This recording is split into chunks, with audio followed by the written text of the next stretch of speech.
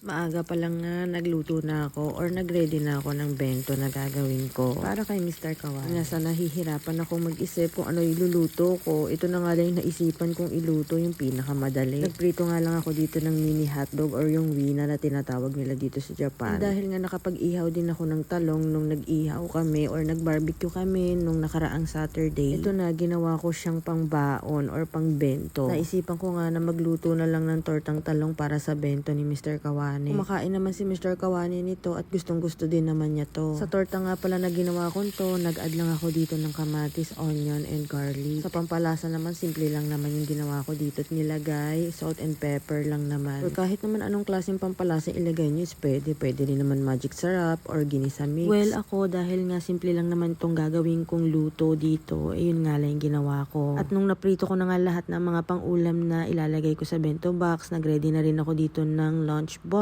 or yung Tupperware. Gagamitin ko para paglagyan ng mga niluto ko for bento. Naglagay na ako ng kanin doon sa Tupperware and then naglagay din ako ng lettuce dito dahil doon sa taas ng lettuce doon ko ilalagay yung pang-ulam na ginawa ko. Sa totoo lang ang hirap mag-design ng bento box kaya naman kung ano lang naisipan ko yun na lang din yung ginawa ko. Nilagyan ko na rin to ng sauce para naman hindi ko na ilalagay sa iba pang Tupperware. And ang sauce lang naman na ilalagay ko dito is ketchup. Yun lang naman yung nakasanayan nating ipang sauce dito, 'di ba? Para naman may konting disenyo yung ating lunchbox, naglagay lang ako ng parsley dito and then ng mini cherry tomatoes. And wala na tayo masyadong arte-arte pa, tapos na to. So sana nga lang magustuhan ni Mr. Kawani to at maganahan siyang kumain. Dahil mahaba na naman ang araw niya sa pagtatrabaho, kaya naman sana is ganahan siya dito. So matane.